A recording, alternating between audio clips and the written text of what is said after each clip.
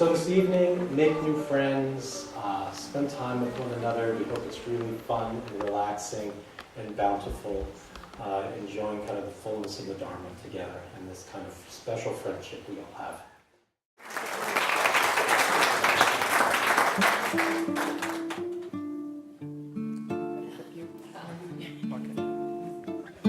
Hi, everybody. Oh, this is so wonderful. I put together this slideshow just to give us a sense of some of the history of Upaya and what a journey we've been on. And some of you haven't been here in quite a while, and the trees probably tell it more than anything. There was so much scorched earth in this area and up at Upaya House, and to see these buildings come into being, and also to see the beautiful gardens that Myoshin and others have brought into life, and also the trees. These standing sentinels reminding us of how important it is to do everything we can to keep this land wild and abundant. Yeah. So one of the wildness and abundance that we get to touch into is we've invited two of my old buddies to tune in. One of them, Ram Dass, I've known for, 40 years, and Bernie, 30 years. And they have gone through this incredible life change as elders, including, confronting their mortality.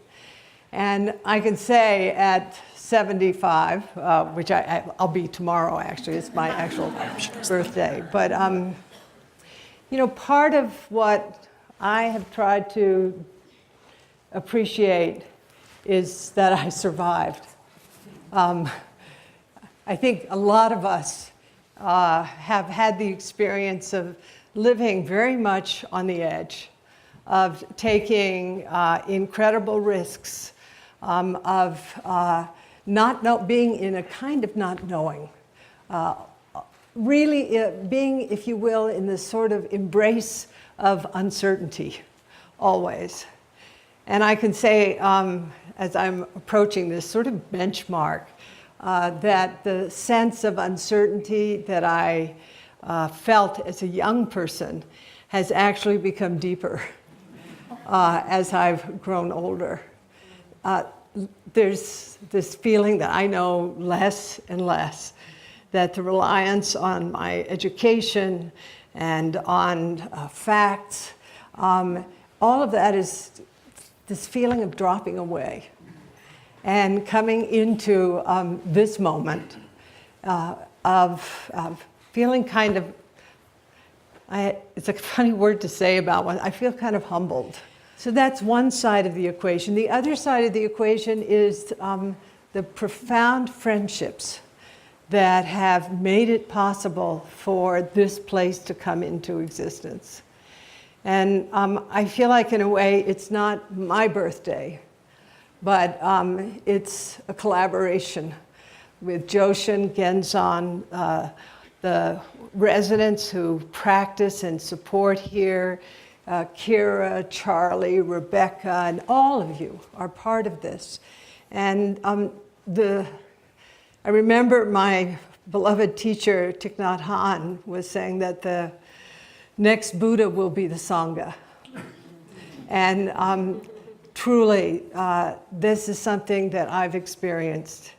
It's not about anyone who holds the authority and responsibility alone. It's that this is an experience of relationship. So David, Ram Dass, and Bernie are going to be online in a second. Online. They're already online. They're listening. I asked Frank Ostaseski, my good old buddy, who's good friends with them, to help me. This might be very fast or it might be very slow, as you can imagine. You know, they've both been stroked. And of course, I've been screwed. I have a big prosthesis in my leg. But it obviously hasn't impaired my speech. Frank, come here, come here. But Frank, I asked Frank to help me with the interaction. Oh.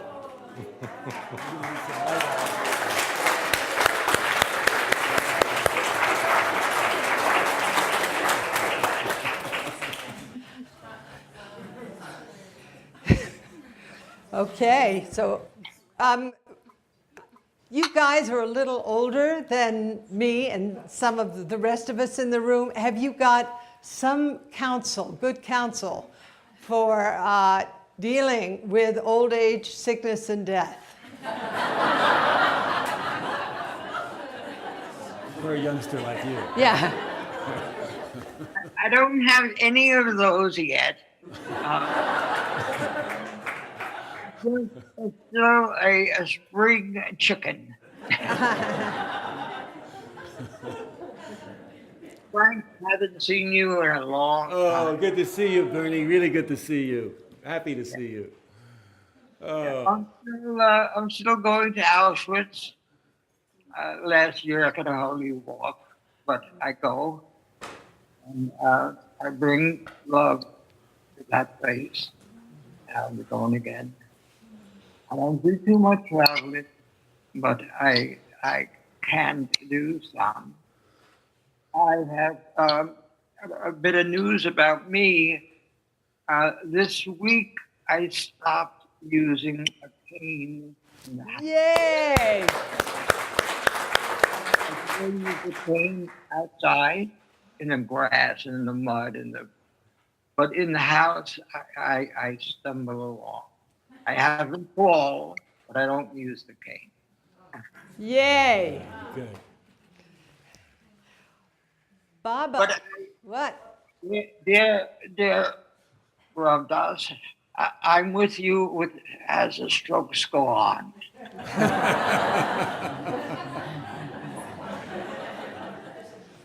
Bernie, she said earlier that you two have been stroked, but she's been screwed in her hip.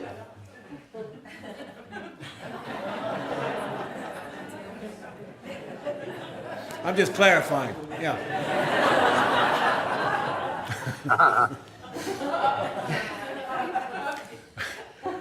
Ramdas, what about you? Have you got some counsel for this youngster? Well, this youngster is a spiritual being. Aging doesn't count. Look at my body. The body. It's wild.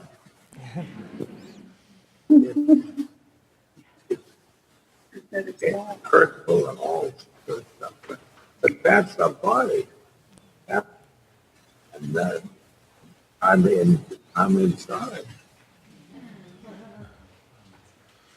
So when the body goes,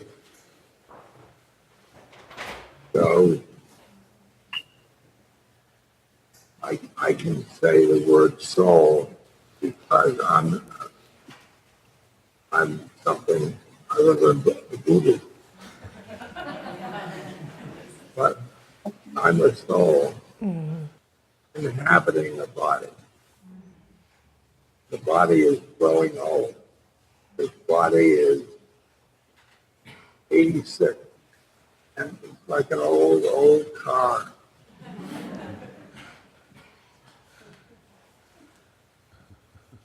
It needs a few tune-ups.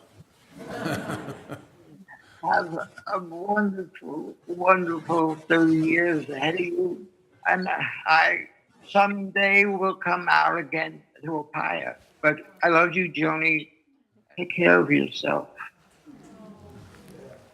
Thank you so much, Bernie. Thank you, Baba. Yeah. I love you. I love you too. I love you too. Bye-bye, Bernie. Bye, Bernie. Bye, Ramdas.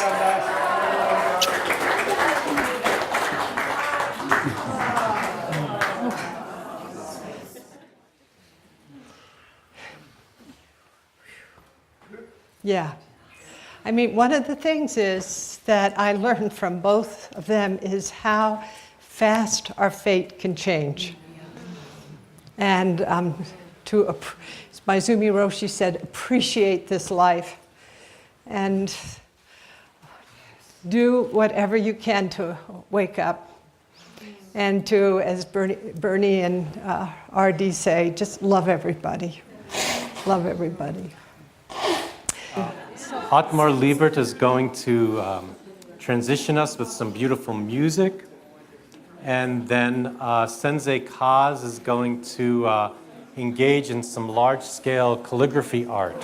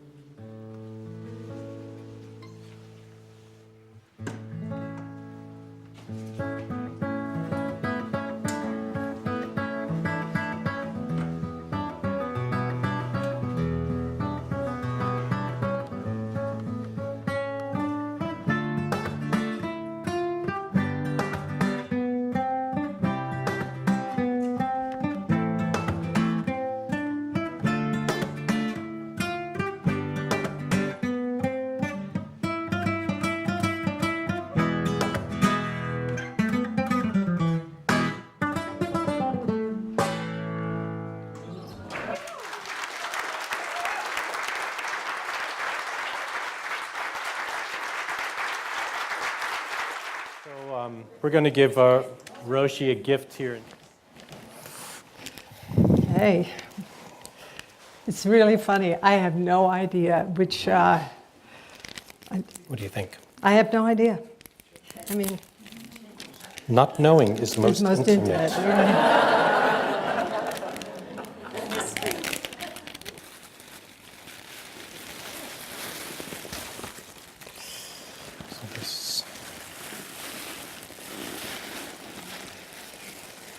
Oh, no. Really? It's just a hint. It's a hint. So, where's Noah? Maybe. Oh, there you go. Thank you. Wow. I think I know what it is. Oh my gosh.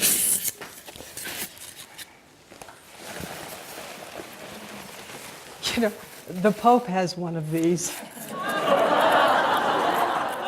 But he wears nicer shoes than you do. Maybe not.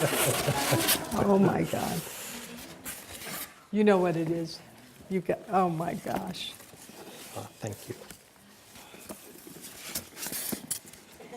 Sorry, we wanted to be careful with it. So. Yeah. This is why I didn't unwrap it first, so it should be this- very is that secure. it? That should be it. Okay, so I think it is, well, Okay. it's multiple things.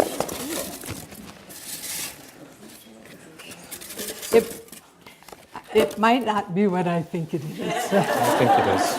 I hope it's what I think it is. Wow.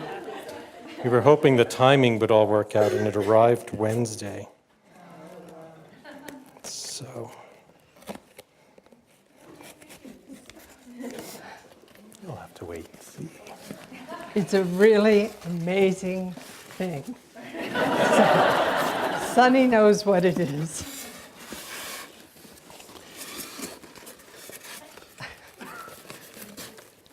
We did this just to kind of extend the time till dinner begins. Wow. Well, the other person who has one of these is the Emperor of Japan. So this is, I can't believe this.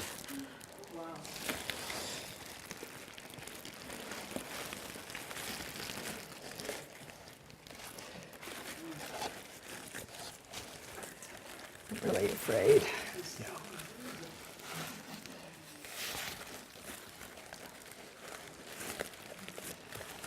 You guys. And I have to tell you, Kaz, this is a little bit, wow. All right, don't touch the surface. No, really.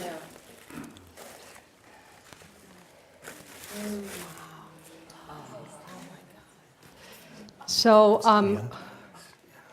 what you can't see, what you can see is obvious, but what you can't see is hidden. Yeah. All right. Do we have a surface? Okay. So we're going to turn it around. Okay. So I. Maybe come a little closer.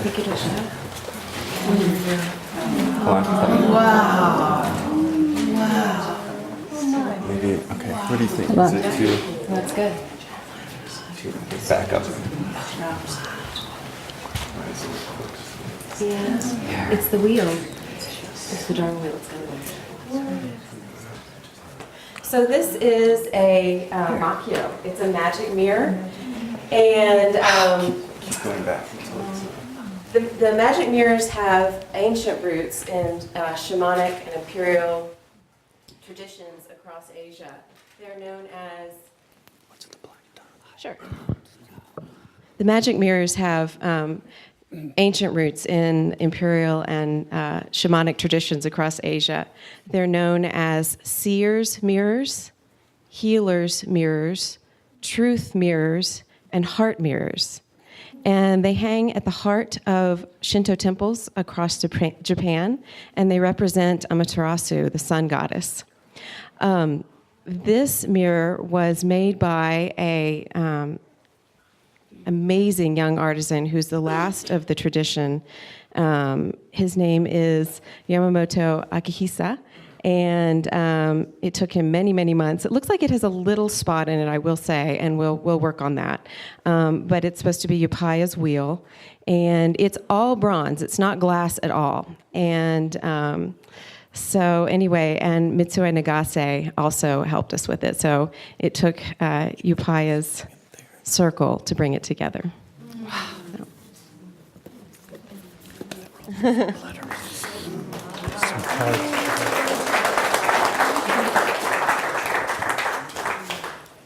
So Roshi, why don't you say something about the end of your book?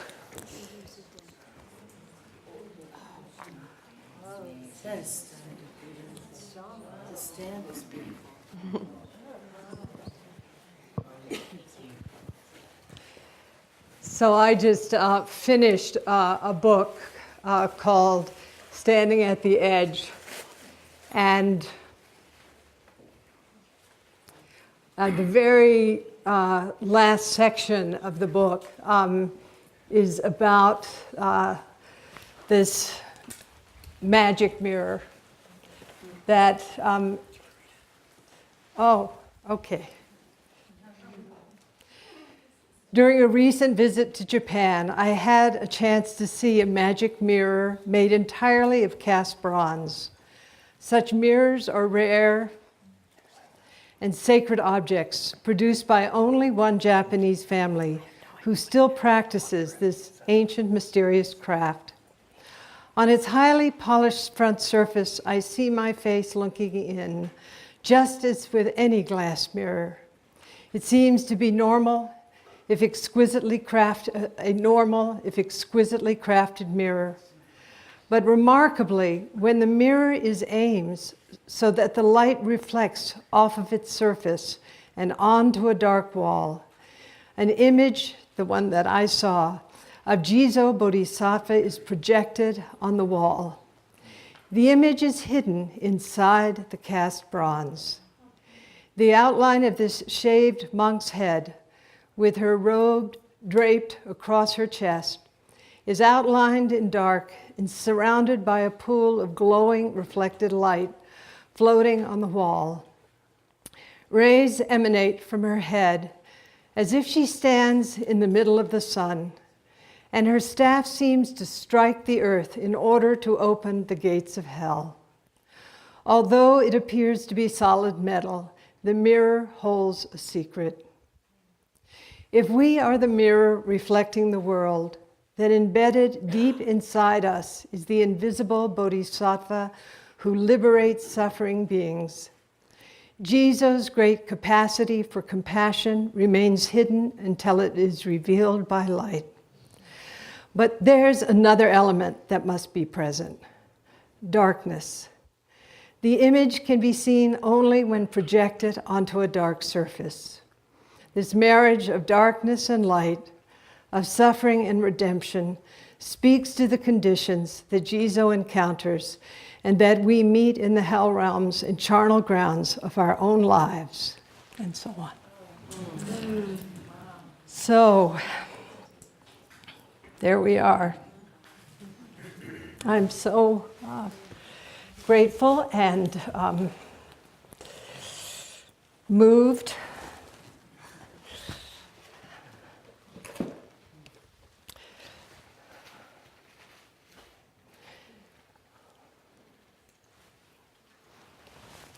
Thank you.